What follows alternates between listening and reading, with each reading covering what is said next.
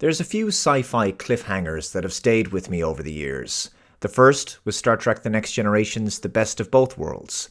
My heart was in my mouth as Riker gave Worf the order to fire on Picard as Locutus on the Borg cube, with the fade-out words, "to be continued."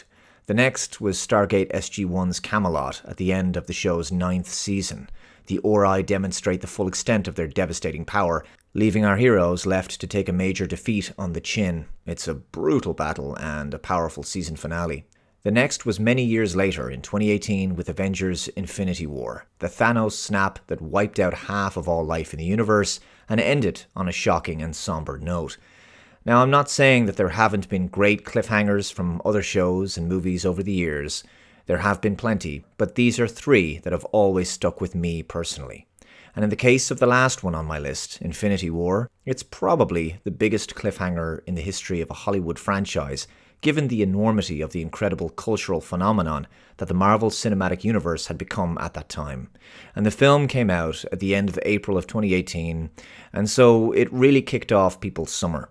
Left them hanging for a whole year for the resolution with Endgame and all of that anticipation that built up for 12 months. It created a huge buzz, and regardless as to whether you thought Endgame was a satisfying conclusion or not, whether it was a fitting payoff, it's debatable.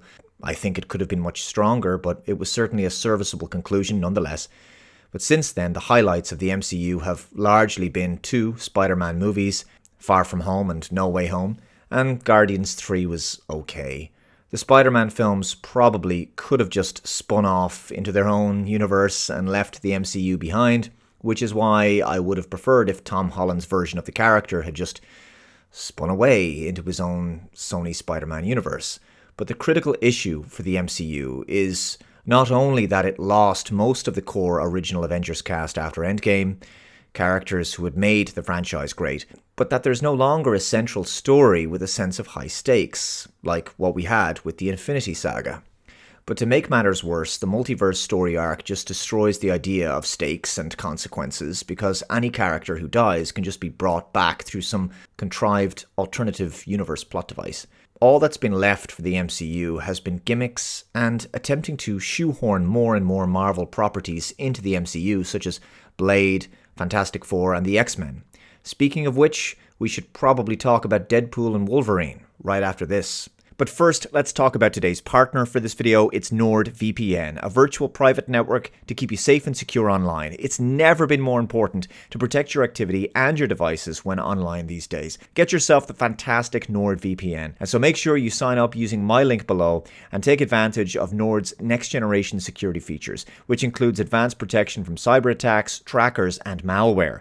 You can block intrusive ads, and Nord is available across all major platforms, and you can protect multiple devices on a single subscription because it works on Mac, PC, iOS, Linux, and even your Wi-Fi router. Nord's 5,200 plus super fast servers and groundbreaking NordLynx protocol mean that your connection is always fast with no bandwidth limits. So whether you're watching videos, streaming music, doing video calls, or playing games online, you've got a robust, secure, and fast connection speed. And their no logs policy means that there's no record of your internet history for third parties to see. Nord lets you hide your IP address with just a few clicks, giving you peace of mind online, and offers dedicated technical and customer support from a knowledgeable and friendly staff. And now, until June 12th, NordVPN and NordPass are making a special offer up to 69% off all packages and 3 months extra for free. So use my link below and sign up to Nord today. Okay, so welcome back. The new trailer for Deadpool and Wolverine has been released. I've discussed previously that the Deadpool film series are basically peripheral to the X-Men universe, and I think Deadpool was fun for a movie or two, but because of the character's signature habit of breaking the fourth wall, Deadpool doesn't really work particularly well as a franchise lead by himself, because nothing can really be taken all that seriously. In a way, that's what's similar between Deadpool and the multiverse. Even this latest film is largely sold on the basis of seeing Hugh Jackman return as Logan/Wolverine, despite having hung up the claws back in 2017. After watching this latest trailer for the film, I'm left thinking, yeah, it's okay. Some typical Deadpool humor, gratuitous violence, and Hugh Jackman is always fantastic as Wolverine. But is that it? Is that going to be enough to reignite the MCU from its ongoing downward spiral? Certainly I wouldn't be banking on Captain America Brave New World next year for the reasons I've mentioned in my previous videos. But I feel that Disney, Marvel, are really pinning their hopes on this Deadpool and Wolverine film, and it might very well be among the stronger MCU offerings of late. I suppose we'll wait and see, but it's ultimately just one movie, and that will be insufficient to turn things around by itself. A one-hit wonder movie for Phase 5 can't undo the damage, and moreover, the upcoming schedule for Phase 6 doesn't fill me with much optimism. I suppose if the film is good, it can be enjoyed of course on its own merits, but anyone thinking that the MCU can be saved by a single installment is fooling themselves.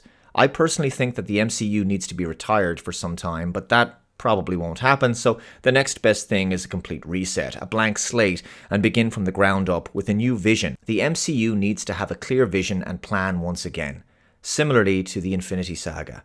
This is what it needs if it's to endure. But even that being said, I still maintain that it's all been done. I don't think there's any recapturing that energy that led us to that incredible moment at the end of Infinity War way back in 2018. I think the moment is past, and of course we've hit peak saturation when it comes to superhero movies. Almost every permutation of a superhero movie has been done at this stage. What else is there to do? Thank you very much for watching this video. Let me know your thoughts in the comments below. Please subscribe to the channel if you haven't already. Take care, and I'll see you next time. Bye-bye. The Dave Cullen Show is made possible by you, my generous subscribers. If you'd like to support my work, head on over to my Subscribe star, linked below in the description box, and for a pledge of as little as $1 per month, you can help to keep the show going. I'm also doing one-to-one monthly subscriber chats. Thanks again. Take care.